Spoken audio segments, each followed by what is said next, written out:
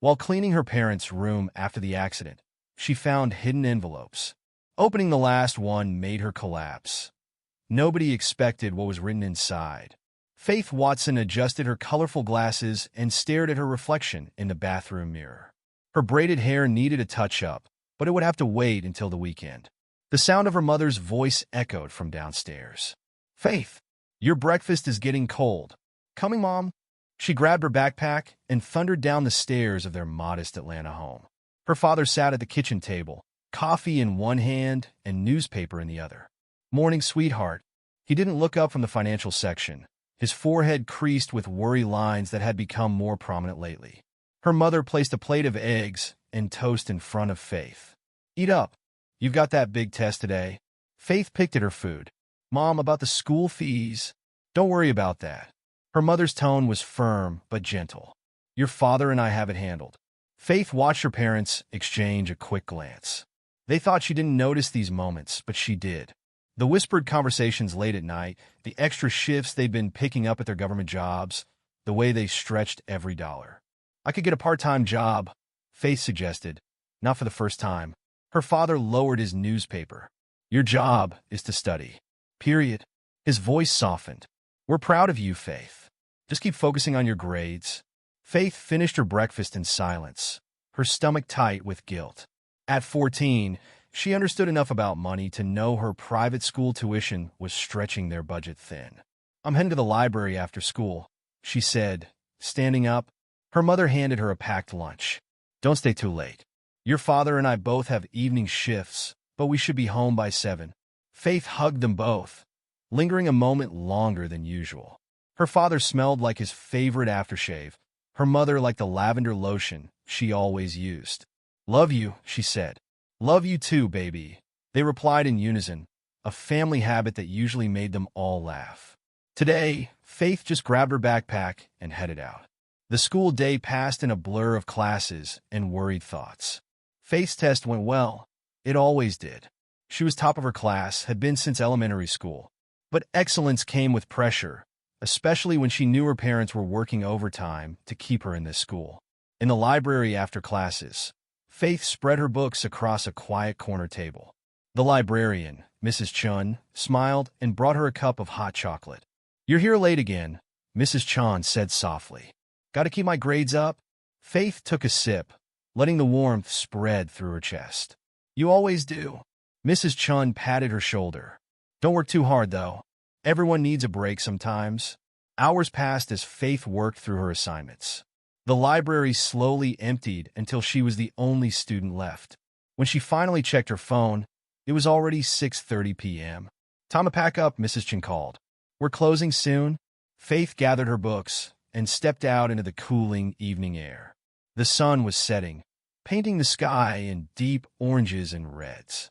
She took her usual route home, past the convenience store where Mr. Thompson always waved, around the corner where Mrs. Bailey's roses were blooming. The first sign something was wrong was the smoke. Dark clouds billowing up ahead, too close to her street. Faith's walk became a jog, then a run. The sound of sirens pierced the air. Her heart pounded as she rounded the final corner. A crowd had gathered, holding phones up to record. Red and blue lights flashed.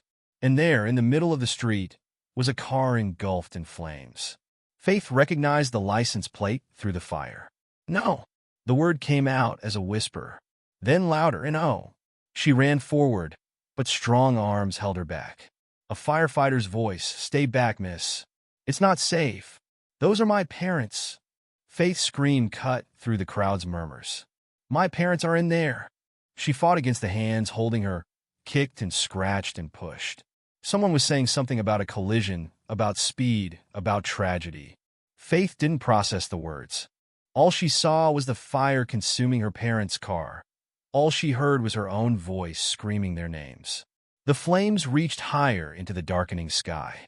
Faith's legs gave out, and she collapsed onto the asphalt. A paramedic tried to wrap a blanket around her shoulders, but she shrugged it off. "Please," she begged, her voice raw. "Please, they have to be okay. They have to." But the look on the firefighter's face told her everything. Faith watched as her world burned. The heat of the flames nothing compared to the ice spreading through her chest. The last normal day of her life ended in fire and sirens, with her parents' empty chairs at home waiting for a return that would never come. Hours later, sitting in a hard plastic hospital chair, Faith would remember her last words to them. "Love you." At least she'd said that. At least they knew. But as the doctor approached with a grim expression, Faith realized that knowledge wasn't enough. It would never be enough.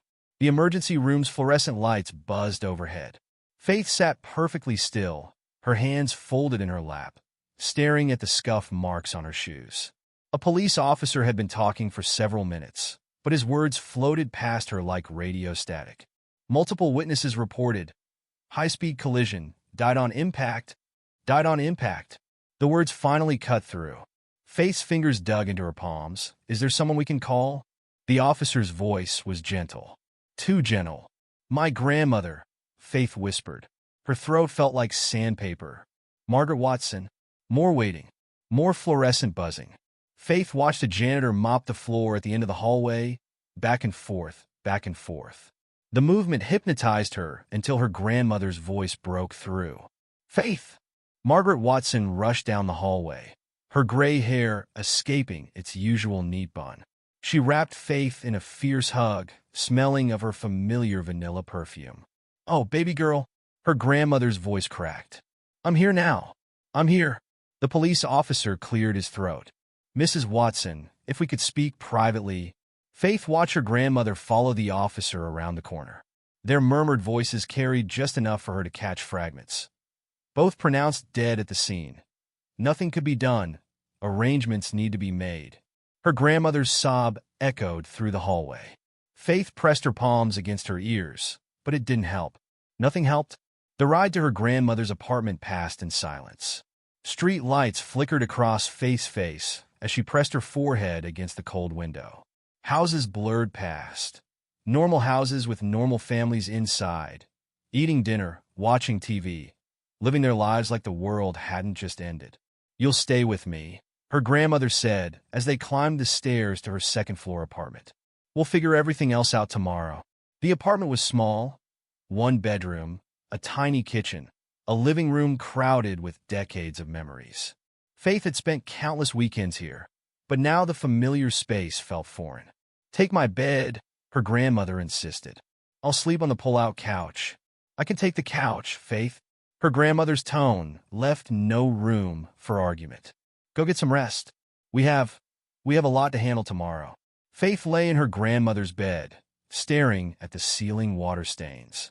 The sheets smelled like lavender detergent. Her phone buzzed with messages, friends, teachers, neighbors. She couldn't look at them. Not yet. Morning came too soon. Faith hadn't slept, but somehow hours had passed. She heard her grandmother in the kitchen, talking quietly on the phone. "Need to get her things from the house, funeral arrangements." "Yes, I know about the insurance." Faith's stomach lurched. She barely made it to the bathroom before throwing up. Her grandmother found her there, curled up on the cold tile floor. "Come on, baby." She helped Faith stand. "Let's get you cleaned up. We need to go to the house today." The drive to her old home, felt like entering a dream. Everything looked exactly the same. Her mother's garden, her father's carefully maintained lawn, the welcome mat they'd picked out together last Christmas. Faith's hands shook as she tried to put the key in the lock. "Let me," her grandmother said softly, taking the key. The house was silent. Empty coffee mugs sat in the kitchen sink. Her father's newspaper was still on the table, folded to the financial section. Her mother's cardigan hung over a kitchen chair. "We just need to pack your essentials for now," her grandmother said. "Clothes, school things, anything important." Faith nodded, not trusting herself to speak. She climbed the stairs to her room, each step heavy with memories. Birthday mornings when her parents would wake her with pancakes. Everyday moments of passing them in the hallway, her mother calling out reminders about homework, her father asking about her day. Her bedroom looked like a stranger's now. The college pennants on the walls, the stack of library books on her desk, the calendar marked with test dates and study schedules. It all seemed to belong to a different person, a person whose parents were still alive. Faith grabbed her school backpack and started emptying it. Textbooks thumped onto her bed. A folder of homework assignments she'd never turn in.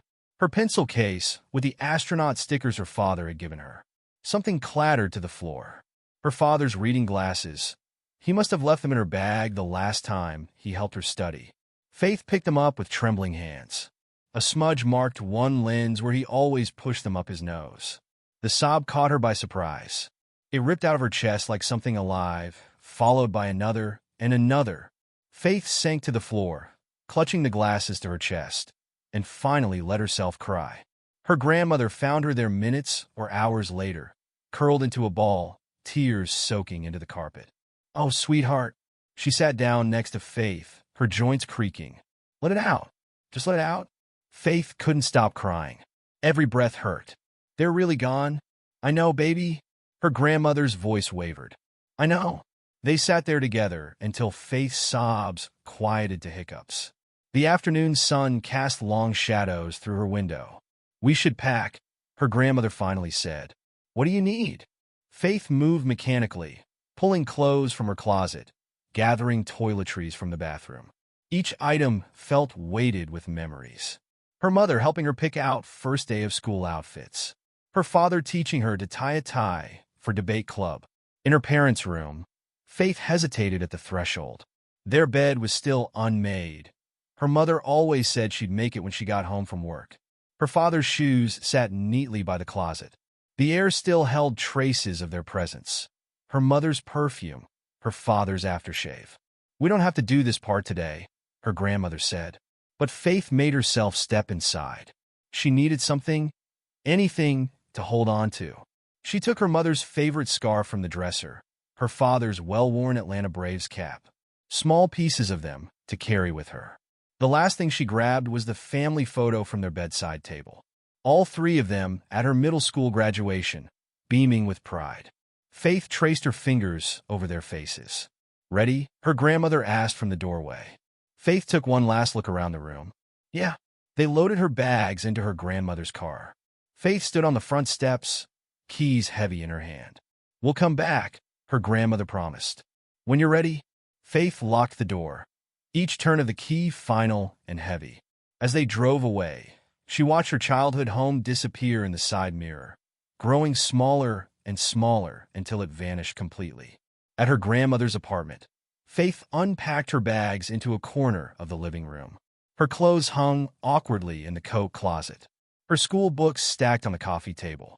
Her toothbrush looked out of place in the bathroom cup. That night, lying on the pull-out couch despite her grandmother's protests, Faith held her father's glasses and listened to the unfamiliar sounds of the apartment. The rattling radiator, the neighbor's TV through the wall, her grandmother's muffled crying from the bedroom. Tomorrow there would be more arrangements to make, more decisions, more reality to face. But for now, Faith curled around her grief and let the darkness swallow her whole.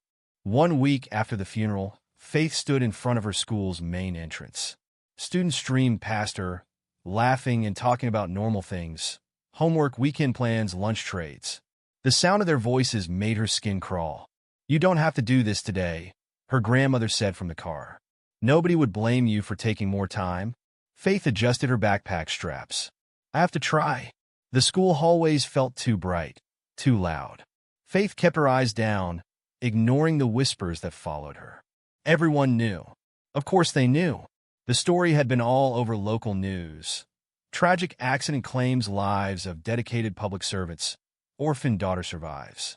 Her first class was AP Biology. Faith slid into her usual seat near the front, pulling out her textbook with mechanical movements. The teacher, Mr. Peterson, gave her a sad smile she pretended not to see. "Today we'll be continuing our unit on cellular respiration," Mr. Peterson began. "Please turn to page 247. Faith stared at the diagram of a mitochondria. The words blurred on the page. Her chest felt tight. "Faith?" Mr. Peterson's voice seemed to come from far away. "Would you like to explain the Krebs cycle to the class?" She opened her mouth to answer, but no words came out. The fluorescent lights buzzed overhead, just like in the hospital. The same horrible buzzing. Her heart hammered against her ribs. She couldn't breathe. Why couldn't she breathe? "Faith!" Someone touched her shoulder.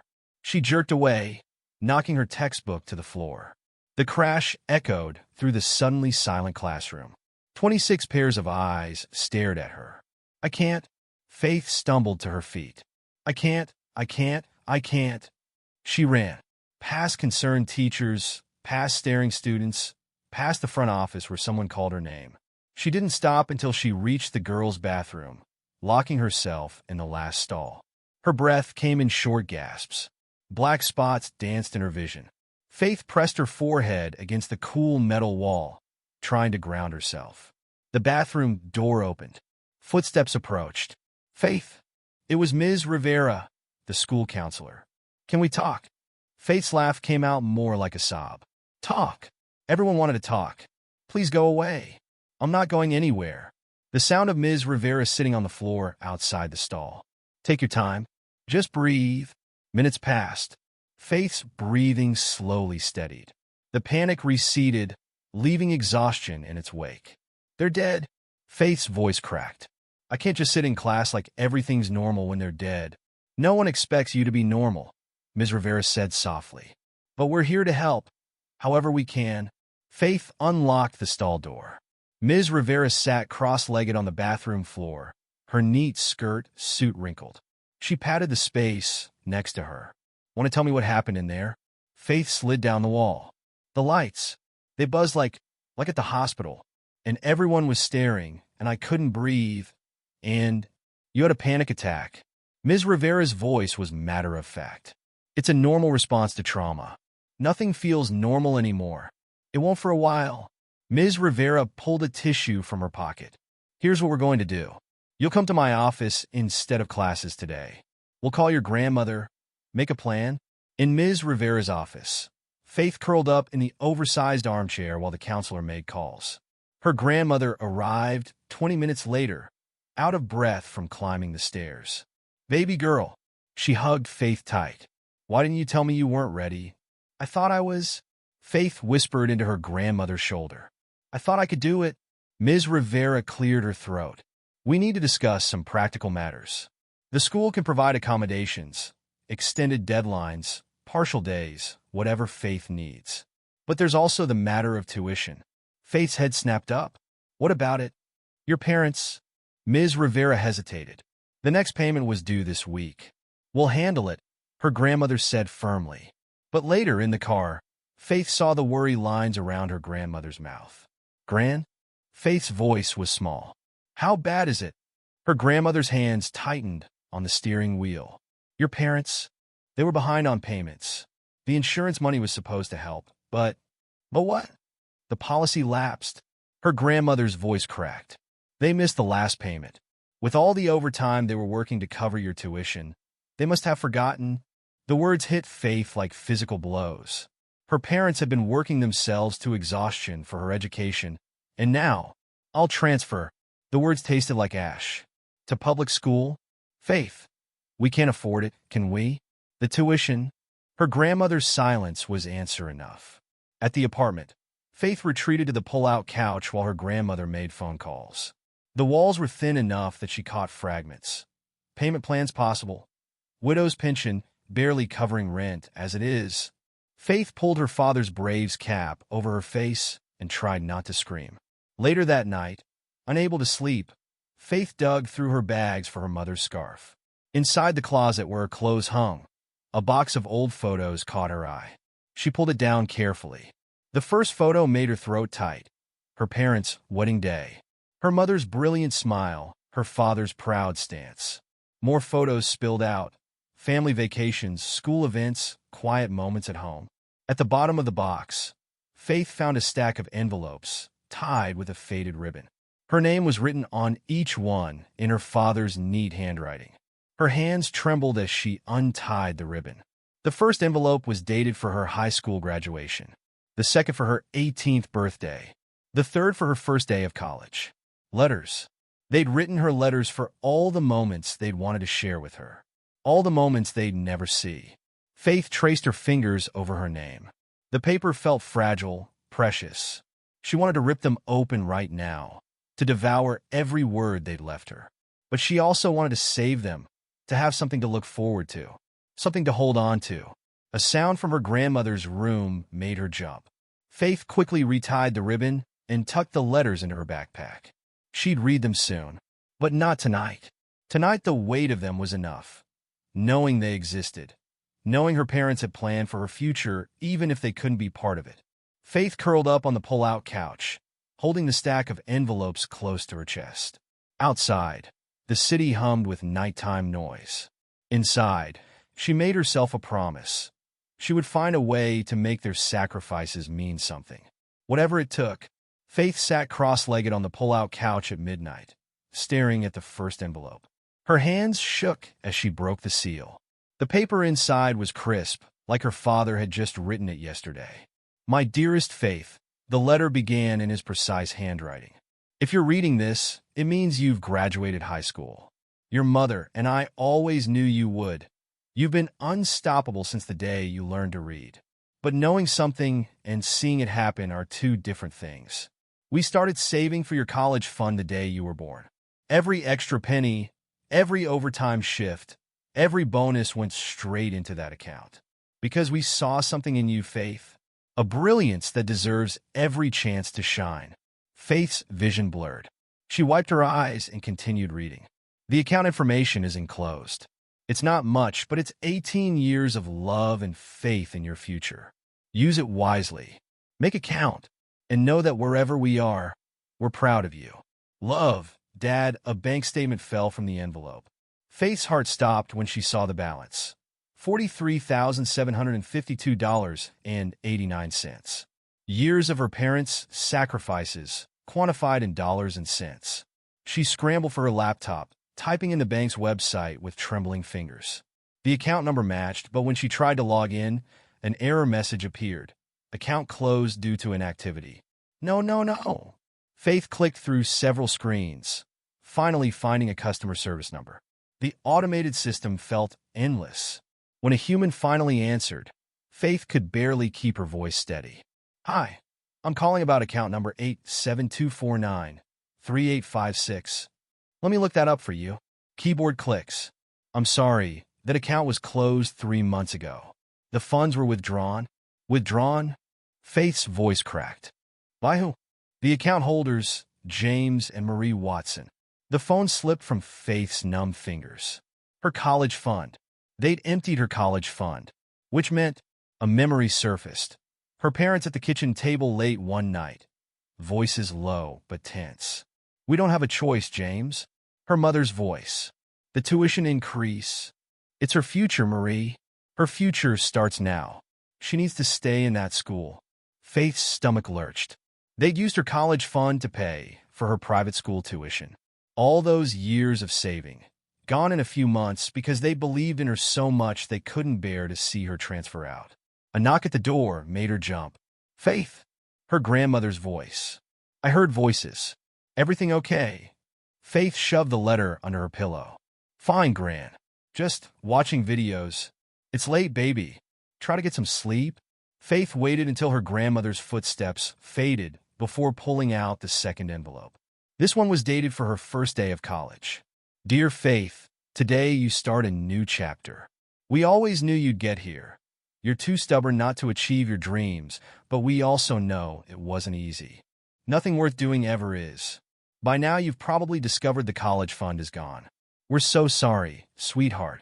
We had to make an impossible choice. But we made it believing in you completely. Because you're not just smart, Faith. You're determined. And determination beats money every time. We've been talking to someone who might be able to help. His name is Richard Montgomery." The letter cut off there. Faith frantically checked the envelope, but the second page was missing. A loud knock jolted her.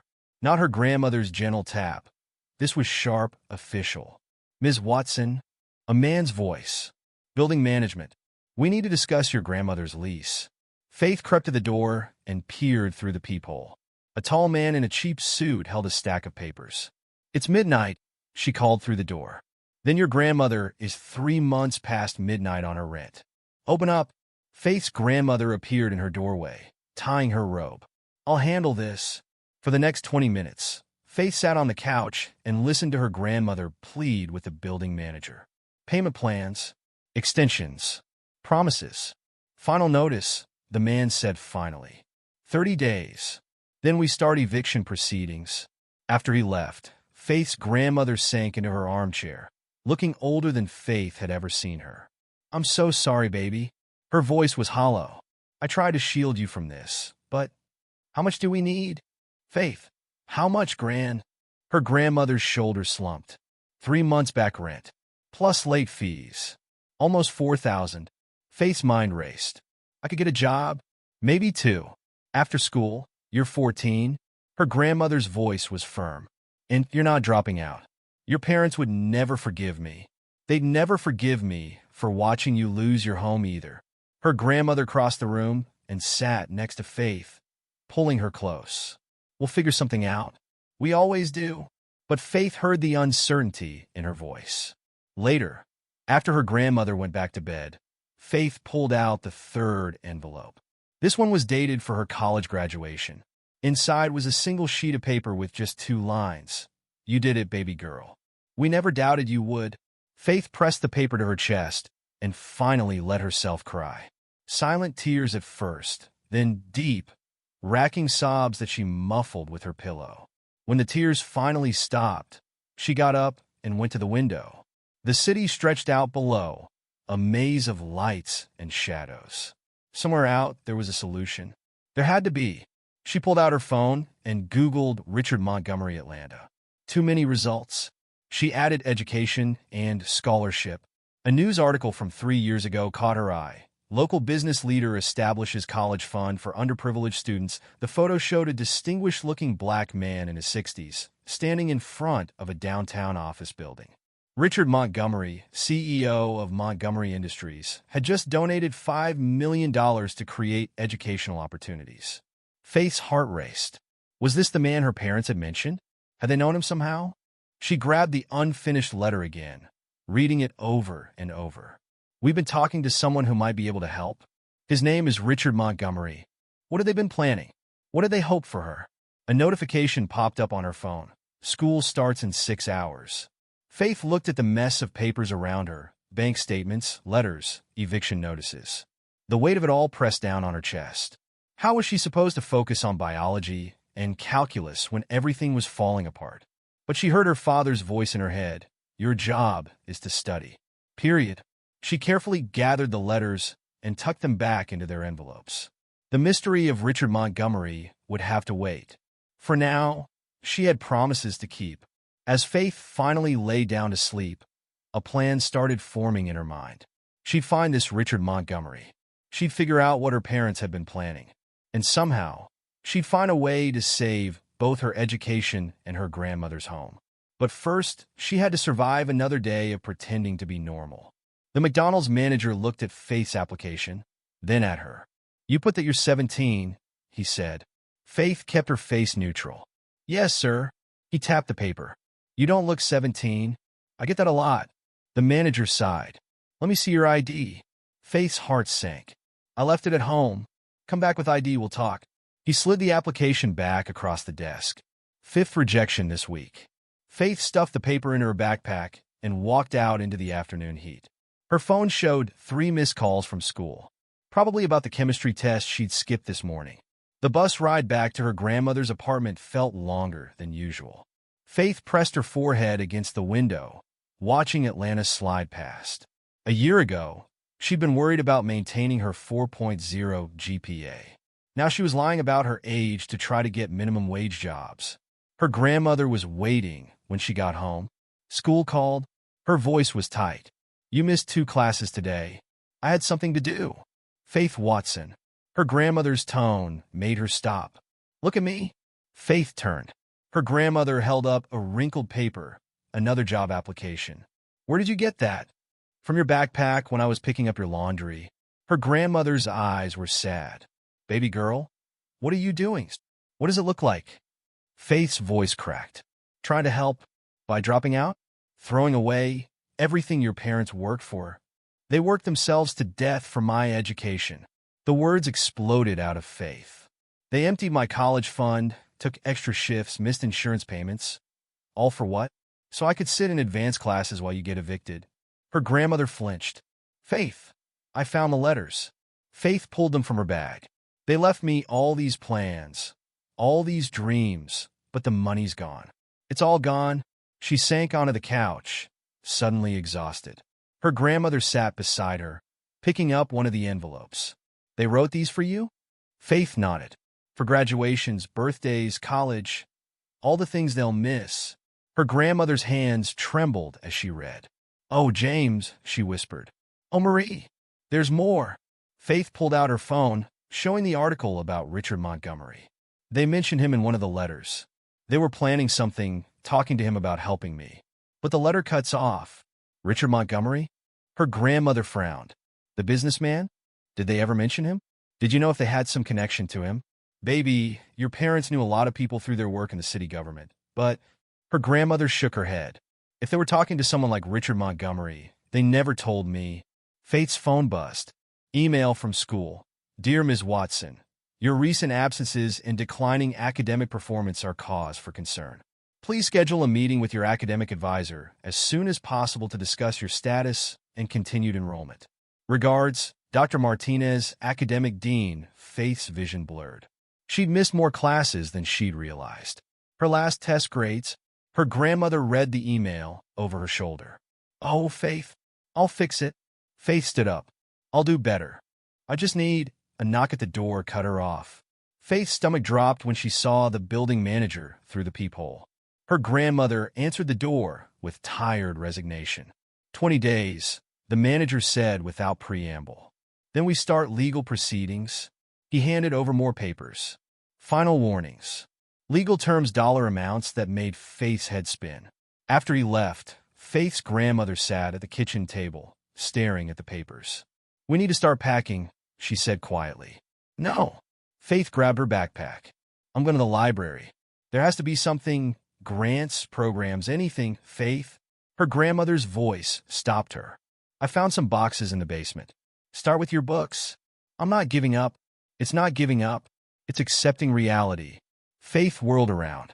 Reality? Reality is that my parents died trying to give me a future. Reality is that everyone keeps telling me to focus on school while everything falls apart.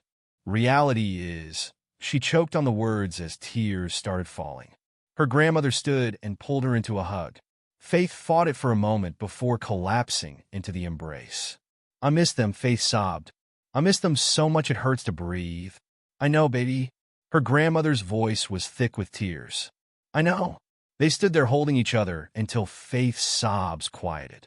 When she finally stepped back, she saw the wet spots her tears had left on her grandmother's shirt. I'm sorry. Don't ever apologize for missing them. Her grandmother wiped Faith's cheeks. Now, let's look at these letters together. Maybe we can figure out what they were planning. They spread the letters across the kitchen table. Faith watched her grandmother read each one, saw the tears in her eyes. That sounds like your father, she said at one point, laughing softly. Always had a plan for everything. They focused on the unfinished letter mentioning Richard Montgomery. Faith pulled up every article she could find about him on her phone. Look, she pointed to a quote. He talks about believing in giving opportunities to promising students. That has to be why my parents were talking to him. Faith! Her grandmother hesitated. Even if that's true, we can't just walk into his office, and why not? Faith stood up. What do we have to lose? Before her grandmother could answer, Faith's phone buzzed again. Another email from school. Reminder. Tuition payment past due. If payment is not received within 5 business days, student enrollment will be suspended. Faith's legs gave out. She sank back into her chair, staring at the words until they blurred together. Her grandmother read the email and sighed heavily. Maybe it's time to look at other schools. No. Faith's voice was barely a whisper. The public school in this district is actually quite good. I said no. Faith slammed her hand on the table. The letters scattered. I'm not letting everything they sacrifice be for nothing. She ran to the bathroom and locked the door, sliding down to sit on the cold tile floor. Through the wall, she heard her grandmother start crying. Faith pulled out her phone again, looking at Richard Montgomery's photo. He had kind eyes. The articles all talked about his philanthropy, his belief in education. She opened the Notes app and started typing. Dear Mr. Montgomery, 3 hours and dozens of drafts later, Faith had a plan. Not a good plan, maybe not even a possible plan. But it was all she had left. She unlocked the bathroom door and found her grandmother asleep in her chair, the letters still spread around her. Faith covered her with a blanket and gathered the papers. One envelope had fallen behind the table. When Faith picked it up, she noticed it was one she hadn't opened yet. The writing on the front was her mother's, not her father's. For when you're ready to change the world. Faith held the envelope tight and made herself a promise. She would find a way forward. For her grandmother. For her future. For her parents who had believed in her enough to sacrifice everything. Tomorrow she would start selling things, her laptop first, then whatever else they could spare. She'd find the Montgomery building and wait outside if she had to. She'd make someone listen. But tonight, she just held her mother's last letter and let herself remember the sound of her voice, the smell of her perfume, the way she always said, "You can do anything, baby girl." Anything at all? Chapter 6. The final letter. Faith sat on her pull-out couch before dawn, turning her mother's last envelope over in her hands. The apartment was silent, except for the distant hum of early morning traffic and her grandmother's soft breathing from the bedroom. For when you're ready to change the world, she read again, tracing her mother's handwriting with her finger. Her hands shook as she broke the seal. Inside was a single sheet of paper and a business card. My dearest Faith, if you're reading this, something has happened to your father and me. I pray that's not the case, that I'll get to tell you all of this in person one day. But if not, there are things you need to know. Your father and I met Richard Montgomery last month. Not by chance, we've been trying to get his attention for weeks. You see, we knew the school tuition was going up again. We knew our savings wouldn't cover both that and your college fund. We were running out of options. Mr. Montgomery runs a scholarship program for promising students. Not the public one you can read about in the papers, a private initiative for special cases. We showed him your grades, your test scores, your volunteer work at the library. We told him about your dreams. He listened, Faith. Really listened. Then he said something I'll never forget. Talent like that shouldn't be wasted because of money. We had a meeting scheduled with him next week to discuss details. The business card attached has his private office number, not the public one. He's expecting to hear from you, one way or another. Baby girl, I know you. I know you're probably blaming yourself for the sacrifices we made. Don't. Everything we did because we believe in you completely. You're going to change the world someday, Faith Watson. We just wanted to make sure nothing stood in your way. You've always been our miracle, our pride, our faith in the future. All our love, forever and always. Mom, the business card was heavy cream cardstock with embossed letters. Richard Montgomery, CEO, Montgomery Industries Private Office, 404-555-0187. Faith's hands trembled as she reached for her phone. It was 5:47 a.m. Too early to call. Way too early. She got up and paced the small living room, reading the letter again and again. Each word in her mother's handwriting made her heart ache. Her laptop sat on the coffee table, the one she'd been planning to sell. Faith opened it and started researching everything she could find about Richard Montgomery's scholarship programs. The public ones were well documented. Full rides for top students, especially minorities and first-generation college prospects. But she found nothing about a private initiative. At 8 a.m. sharp, Faith picked up her phone. Her finger hovered over the numbers. What are you doing up so early? Her grandmother stood in the bedroom doorway, tying her robe. Faith showed her the letter. Watched her read it. Saw the hope bloom in her tired eyes. Call him, her grandmother said. Right now. Faith dialed before she could lose her nerve. 1 ring. 2. 3. Mr. Montgomery's office. A crisp, professional voice. Hi. Faith's voice cracked. She cleared her throat. My name is Faith Watson. My parents, James and Marie Watson, they met with Mr. Montgomery last month about a scholarship program. Silence on the line. Then, 1 moment, please. The whole music felt like it lasted forever. Faith's grandmother gripped her hand. Miss Watson, a deep, male voice. I've been wondering when I'd hear from you. Faith's knees went weak. She sank onto the couch. Mr. Montgomery? I was deeply sorry to hear about your parents. They were remarkable people. They? Faith struggled to find words. They left me a letter. About meeting you. Yes. A pause. I've been keeping track of your situation through some contacts at the school. I understand things are difficult right now.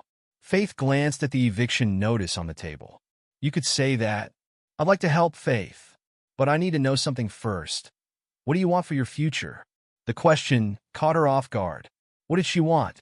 For weeks, she'd been focused on survival, on keeping her head above water. I want. Her voice strengthened. I want to make their sacrifices mean something. I want to finish school, go to college, make a difference.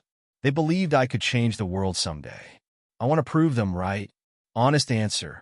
She could hear approval in his voice. Can you come to my office tomorrow? Bring your grandmother. And bring a presentation. A presentation? Show me why I should invest in your future, Faith. Make me believe like your parents did. After she hung up, Faith sat in stunned silence. Well, her grandmother squeezed her shoulder. He wants to meet tomorrow. Faith looked up. He wants me to present to him, to show him why he should help me. Then we better get to work. They spent the entire day preparing.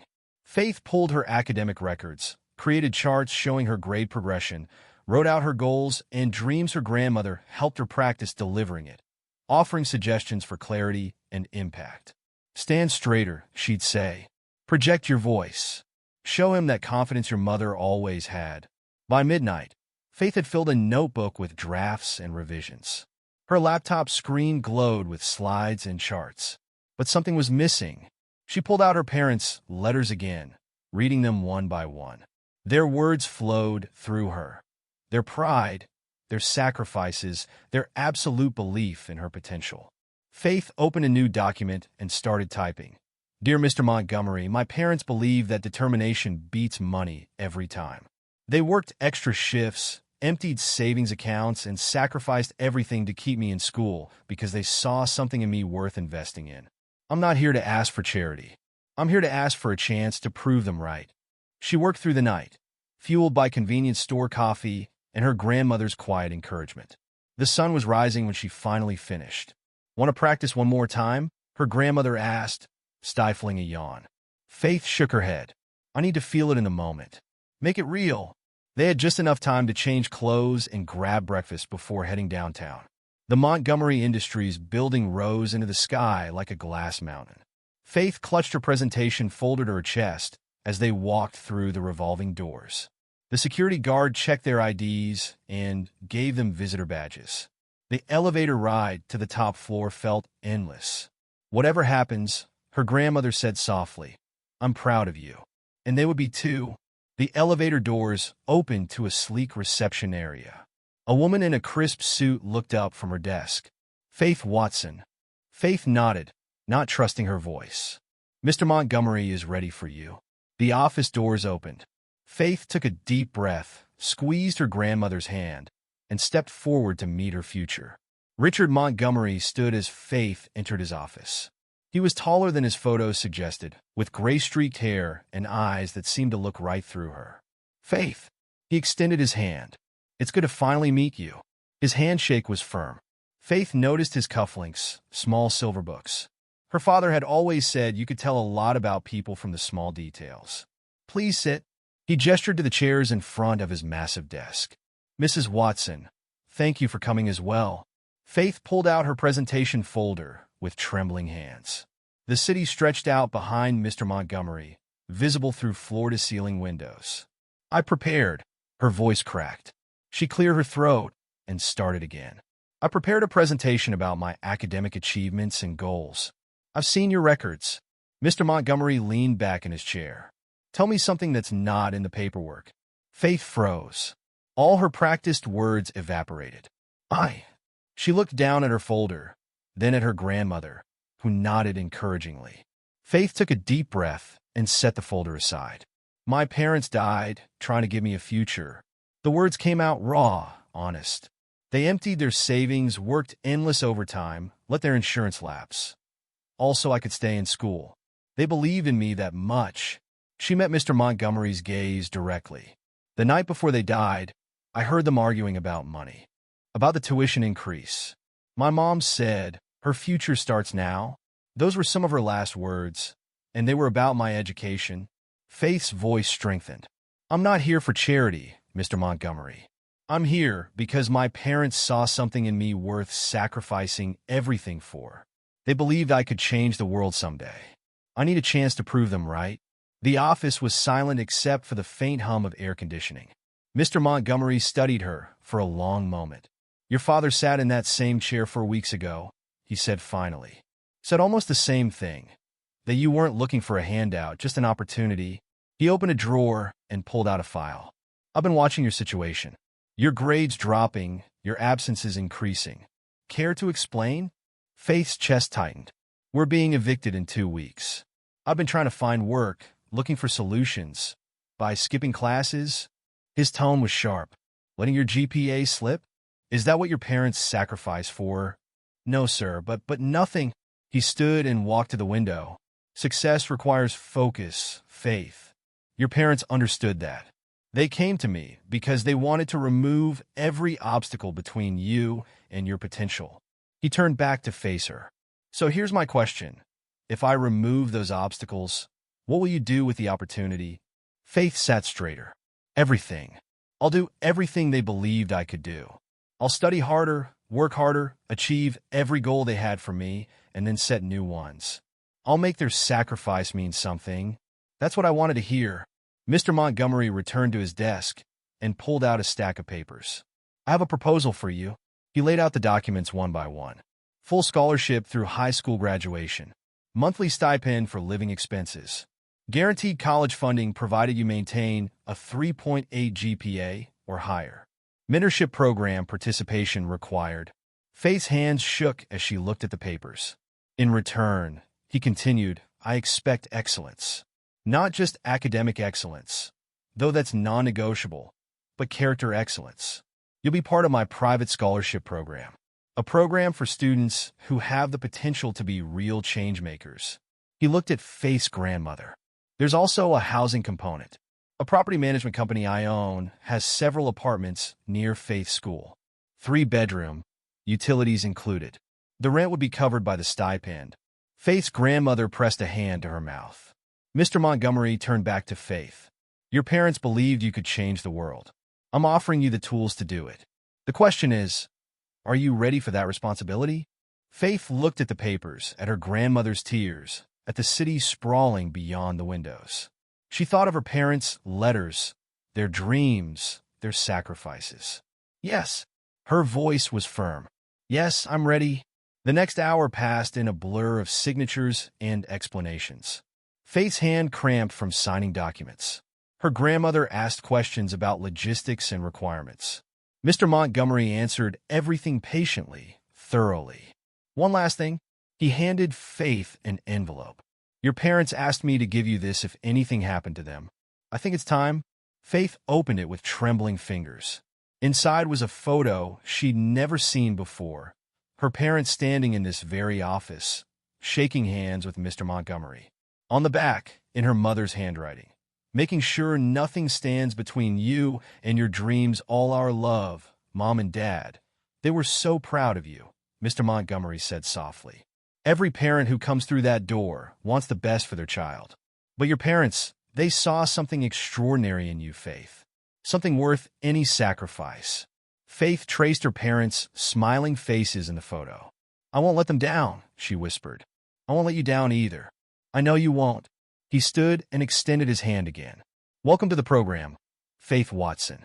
Make it count. Outside the building, Faith and her grandmother sat on a bench, still processing everything. Did that really just happen? Faith asked. Her grandmother hugged her tight. Your parents always said God works in mysterious ways. Maybe this was their final gift to you. Faith looked at the stack of papers in her lap, her future secured in black and white. I have to go back to school, she said.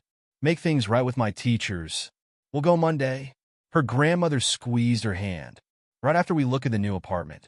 That night, back in their current apartment for one of the last times, Faith sat at the kitchen table with her parents' letters spread around her. I'll make you proud, she whispered to the empty air. I promise. She pulled out her phone and set an alarm for 6 a.m. Monday would be a new start, a second chance. Before going to bed, Faith wrote two things in her notebook. 1. Call Mrs. Chen at the library. Restart volunteering. 2. Thank you letter to Mr. Montgomery. She paused, then added a third item. 3. Change the world. Faith closed the notebook and looked out the window at the city lights. For the first time since the accident, she felt something like hope. Her mother's voice echoed in her memory. Her future starts now. Faith squared her shoulders. Yes, her future started now, and she was ready. The new apartment smelled like fresh paint and possibility. Faith stood in what would be her bedroom, larger than any she'd had before, and watched morning sunlight stream through the windows. The movers will be here at noon, her grandmother called from the hallway. Are you ready for school? Faith adjusted her backpack straps. As ready as I'll ever be. The walk to school was shorter now, just 3 blocks instead of a bus ride. Faith's stomach tightened as she approached the familiar building. 2 weeks of absences felt like 2 years. Ms. Rivera waited at the front entrance. Welcome back. The counselor's smile was warm. Ready to get back to work? Faith nodded. I have a lot to make up for. Let's talk to your teachers. We've arranged a meeting before first period. The conference room held all 6 of Faith's teachers. Dr. Martinez, the academic dean, sat at the head of the table. Faith felt their eyes on her as she took a seat. Miss Watson. Dr. Martinez folded his hands. We understand there have been significant changes in your situation. Yes, sir. Faith pulled out a folder, her new one, with the Montgomery Industries logo. I have a letter from Mr. Montgomery explaining everything. The teachers passed the letter around. Faith watched their expressions shift from concern to surprise. Mr. Peterson, her biology teacher, spoke first. You're in Richard Montgomery's scholarship program? As of Friday, Faith sat straighter. I know my grades have suffered. I know I've missed assignments. I'm ready to do whatever it takes to fix that. The teachers exchanged glances. Dr. Martinez cleared his throat. We've prepared individual makeup schedules for each class. He slid a packet across the table. It won't be easy. You'll need to complete all missing work while staying current with new assignments. I understand. We expect to see you back at your previous academic level by midterms. His expression softened slightly. Your parents were very proud of your achievements here, Faith. We'd like to see you continue that legacy. Faith's throat tightened. Thank you, sir. The bell rang. Faith gathered her papers and stood. Miss Watson. Ms. Rivera touched her arm. Take it one day at a time. First period was AP Biology. Faith's old seat had been filled, so she took one near the back. As Mr. Peterson started his lecture on cellular respiration, the same one she'd run out on weeks ago, Faith made herself breathe slowly. The fluorescent lights still buzzed, but this time she focused on her notes instead. Page after page of careful observations, determined to catch up on everything she'd missed. Between classes, whispers followed her through the hallways. Heard she's living in some fancy apartment now. Someone said Richard Montgomery's paying for everything. Must be nice to have connections. Faith kept walking, head high. Let them talk. They didn't know about the nights crying over her parents' letters, the terror of almost losing everything, the weight of the responsibility she now carried. At lunch, she found a quiet corner in the library. Mrs. Chen appeared with hot chocolate, just like before. I heard you're coming back to volunteer, the librarian said. Faith nodded. Saturdays, if that still works? We've missed you. Mrs. Chen squeezed her shoulder. The children's section hasn't been the same without your story times. The afternoon classes passed in a blur of makeup assignments and new material. By the time the final bell rang, Faith's backpack was stuffed with work to complete. She walked home. She was starting to think of the new apartment as home, and found moving boxes everywhere. Her grandmother directed movers with their few belongings while unpacking kitchen supplies. How was school? She asked when Faith walked in. Different. Faith dropped her backpack. But good different, I think.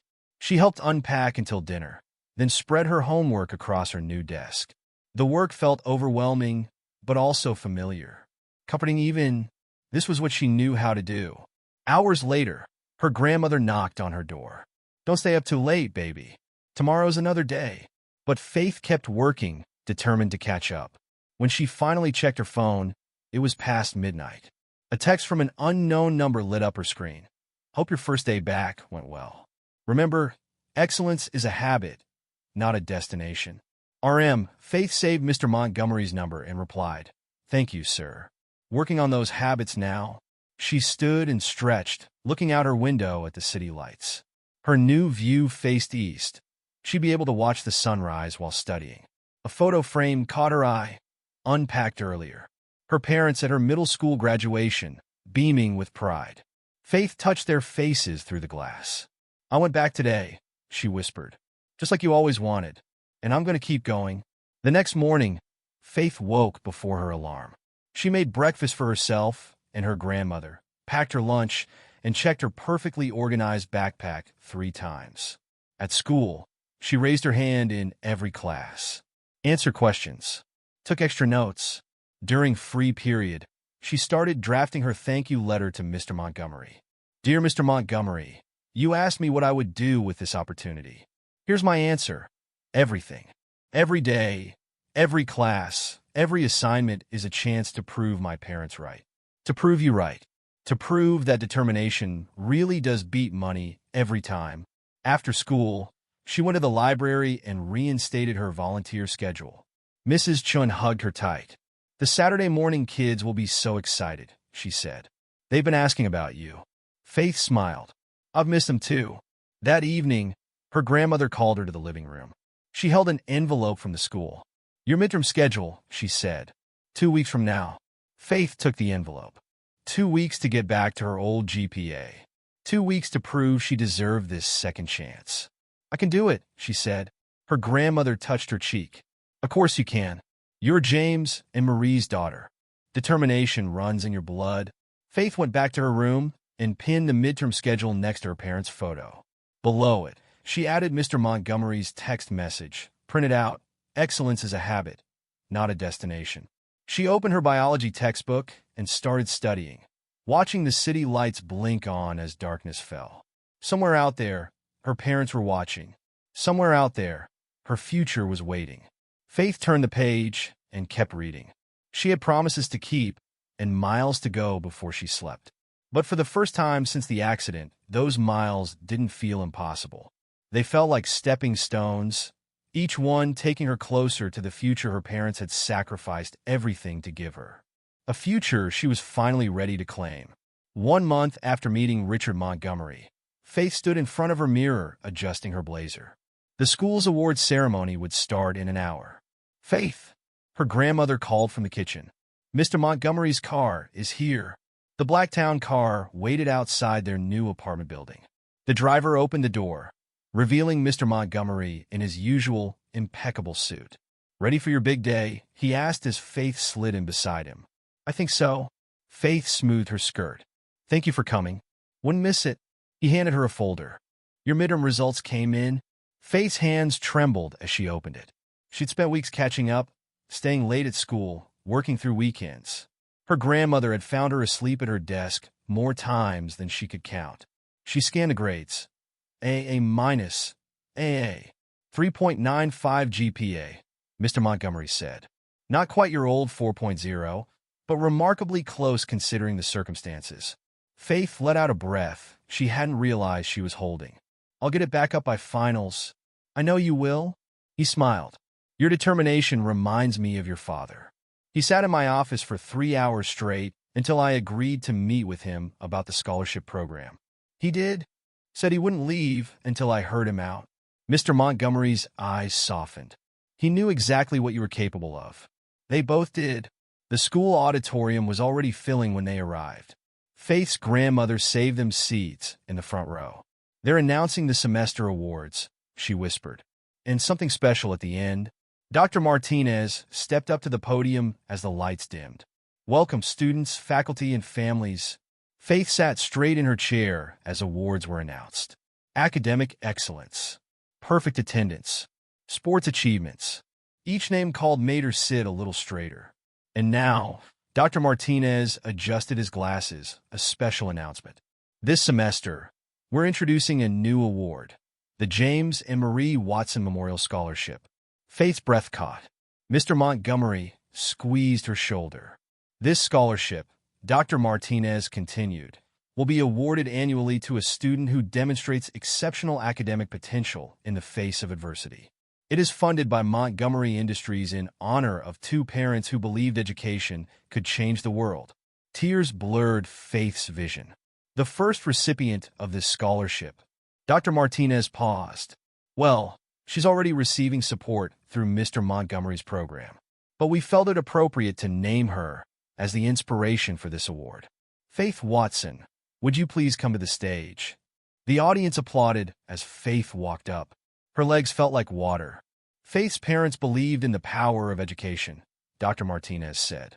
They believed in it so much that they sacrificed everything to secure their daughter's future. This scholarship ensures their legacy will live on. Helping other students achieve their dreams, he handed Faith a plaque. She stared at her parents' names engraved in silver. Would you like to say a few words? Faith nodded and stepped to the microphone. The audience blurred into a sea of faces. A month ago, she began, her voice shaking, I thought I'd lost everything. My parents, my home, my future. But I had one thing left. Their belief in me. She gripped the podium. My mother's last words about me were, her future starts now. She and my father worked impossible hours, made impossible sacrifices because they believed education could change lives, could change the world. Faith looked at Mr. Montgomery, at her grandmother, at her teachers. They were right. Education changes everything. And now, because of this scholarship, other students will get the same chance I got. A chance to prove that determination beats money every time. She held up the plaque. This isn't just an award. It's a promise. A promise to my parents that their sacrifice wasn't in vain. A promise to future students that their dreams matter. And a promise to myself that I'll never stop working to make them proud. The applause was thunderous. Faith saw her grandmother crying, saw Mr. Montgomery nodding in approval. After the ceremony, Faith asked to make one stop before going home. The cemetery was quiet in the late afternoon light. She knelt between her parents' graves, placing her hand on each headstone. Hi, Mom. Hi, Dad. She took a deep breath. I have so much to tell you. Faith told them everything about Mr. Montgomery, the new apartment, her grades, the scholarship, and their names. I found your letters, she said softly. I know everything you did for me, everything you planned, and I promise I'll make it all mean something. She stood, brushing grass from her knees. I love you, she whispered. I'll make you proud. Back home, Faith changed out of her formal clothes and sat at her desk. She had homework to finish, a weekend volunteering shift to prepare for, and a mentorship meeting with Mr. Montgomery on Monday. Her phone buzzed with a text from Mrs. Chun. The kids can't wait for story time tomorrow. We're reading about astronauts? Faith smiled. Her father's glasses sat on her desk. She'd started wearing them when studying, even though they were just for reading. Her mother's scarf hung on the back of her chair. She opened her laptop and started typing. Dear Mr. Montgomery, today made me realize something. My parents didn't just give me an education. They gave me a purpose. Every student who receives the Watson Scholarship will carry a piece of their legacy forward. You asked me a month ago what I would do with this opportunity. Now I know. I'm going to build on what they started. Study hard. Get into a good college. Then maybe come back and help other kids like me. Because they were right. Education changes everything. Thank you for helping me honor their memory. Faith Watson. She hit send and looked at the photo on her wall.